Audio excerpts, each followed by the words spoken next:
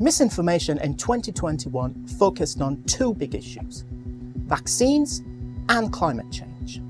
Some of the false claims about vaccines that went viral may seem absurd. Microchips in them? Making magnets stick to your body? Not true. Many are also easily disproved.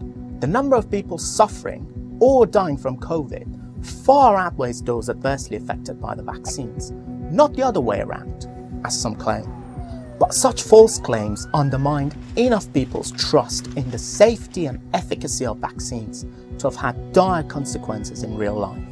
Если меня насильно не заставят, то я не буду вакцинироваться.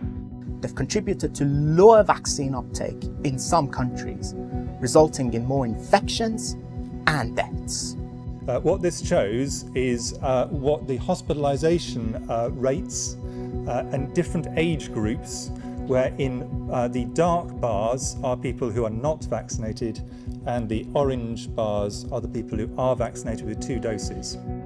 They also fed anti-government or anti-authority sentiment, in some cases radicalising people to take part in violent protests against COVID restrictions and vaccines. Activists have harassed doctors and nurses, blocked vaccination centres, and targeted children outside schools.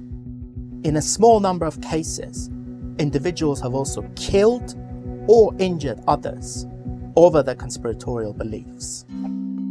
Another big topic in the spotlight in 2021 was climate change.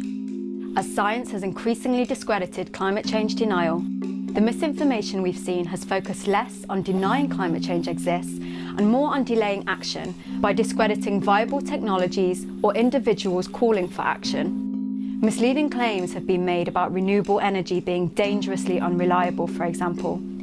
Blackouts in Texas in February were falsely blamed by some on frozen wind turbines, and this claim found its way from a small corner of the internet to bigger platforms in just a few days. The truth is, while some green energy did fail, the freezing temperatures led to shortages in natural gas, the main source of power in the state, and it's largely this that caused the blackouts.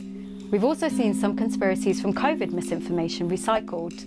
The idea of a climate lockdown, for example, echoed the same unproven idea about COVID lockdowns, that they are a huge plot by governments and billionaires to control society.